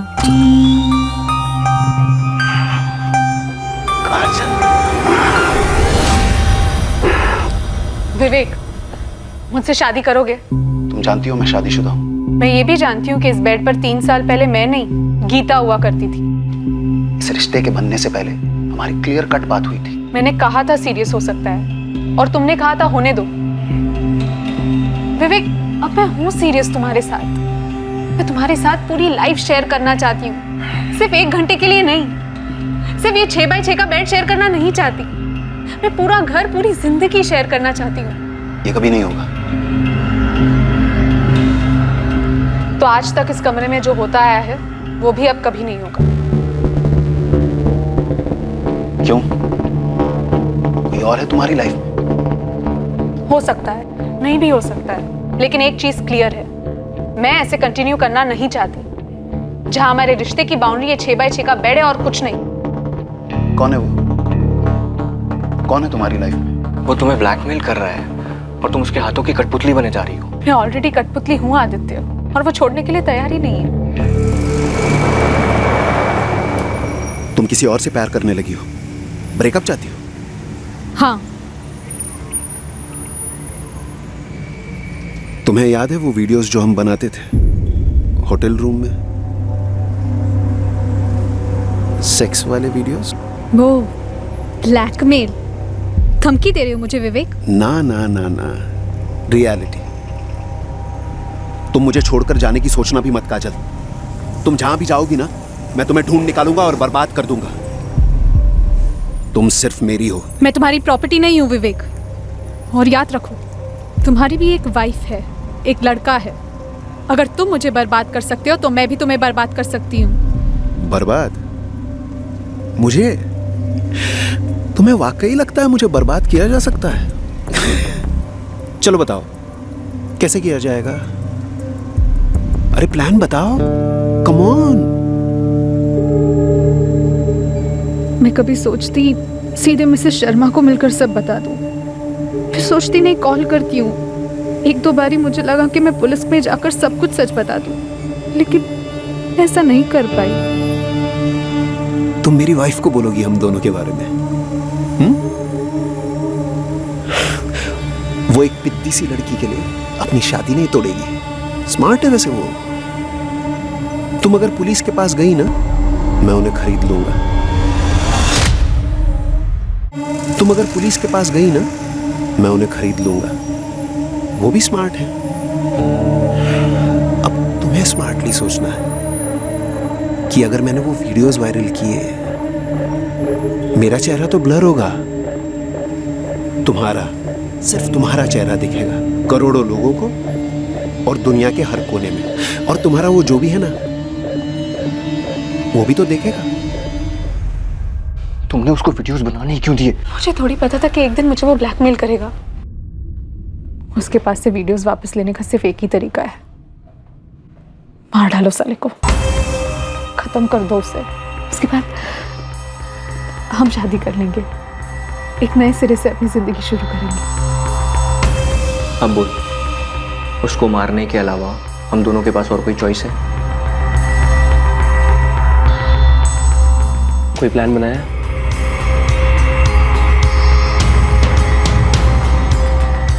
सबसे पहले हमें विवेक को फंसाना होगा।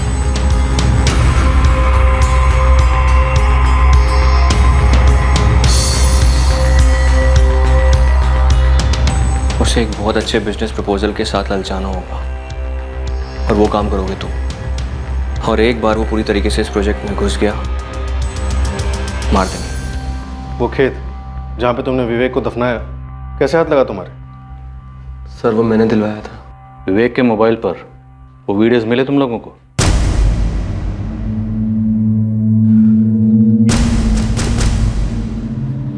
हो गया। हाँ,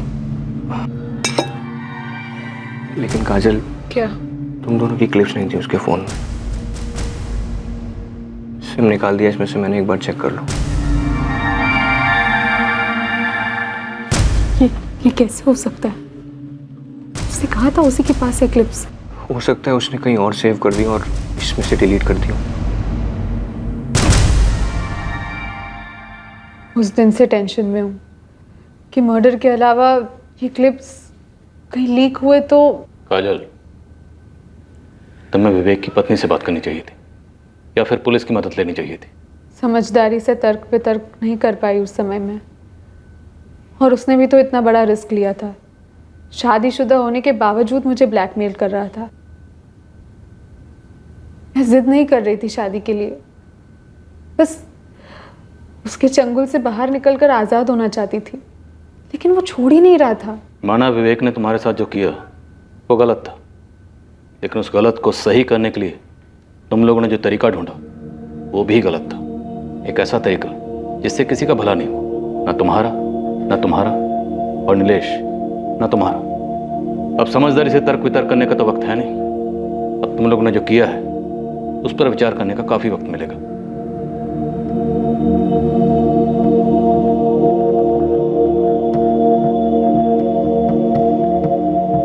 आदित्य सिंह, नीलेश कुमार और काजल चौहान पर आईपीसी की धारा 302 के तहत कत्ल के लिए और धारा 34 के तहत कॉमन इंटेंशन के चार्जेस लगाए गए हैं। विवेक की पत्नी यकीन ही नहीं कर पा रही है कि उसके पति का एक ऐसा चेहरा भी था जिसकी झलक तक उसे कभी नहीं दिखी। जहां निधि का रोना यह है कि काजल को उससे मिलकर सारा खुलासा कर देना चाहिए था, वहीं काजल भी दिल ही दिल में इसी बात को लेकर रो रही है। चाइनीज फिलोसोफर कन्फ्यूशियस कह गए थे कि इंतकाम के रास्ते पर निकलने से पहले 2 कब्रें खोद लेना। एक खुद के लिए भी। लगभग हर जुर्म जो रोशनी में आता है उन सभी में एक बात कॉमन होती है, और वो है कि आरोपियों की समझदारी से तर्क वितर्क करने की बुद्धि बंद पड़ जाती है और परिणामों के बारे में सोचे बिना वो जुर्म के दलदल में कूद पड़ते हैं। उन्हें ख्याल ही नहीं आता कि उनकी वजह से न जाने और कितनी जिंदगियां बर्बाद हो सकती हैं। जिन जिन केसेस में साधारण लोग शामिल होते हैं उनमें एक बात तो साफ नजर आती है कि उस जुर्म को करने से पहले उनके पास विकल्प था। जिस जुर्म को उन्होंने अंजाम दिया उसे आसानी से नहीं, चाहे मुश्किल से ही सही, पर रोका तो जरूर जा सकता था। हम सबको ये याद रखना चाहिए कि हालात चाहे कैसे भी हों, पर यह ना सोचें कि तर्क वितर्क की सोच, कॉमन सेंस की सोच, इंसानियत की सोच कभी बेकार जाएगी। कोई भी हालात हम पर इतने हावी नहीं होने चाहिए। हमें सतर्क रहना होगा और किसी भी सूरत में हमें दिमागी शांति की लकीर पार नहीं करनी चाहिए। अब मैं अनूप सोनी आपसे विदा लेता हूं, फिर मुलाकात होगी एक और नए केस के साथ। और याद रखें, क्राइम और आपके बीच में सिर्फ इतना फर्क है कि आप कितने सतर्क हैं। सतर्क रहें, सुरक्षित रहें। जय हिंद। क्राइम पेट्रोल्स के और भी दिलचस्प कहानी देखने के लिए हमारे चैनल को सब्सक्राइब करें और बेल आइकॉन दबाना न भूलें।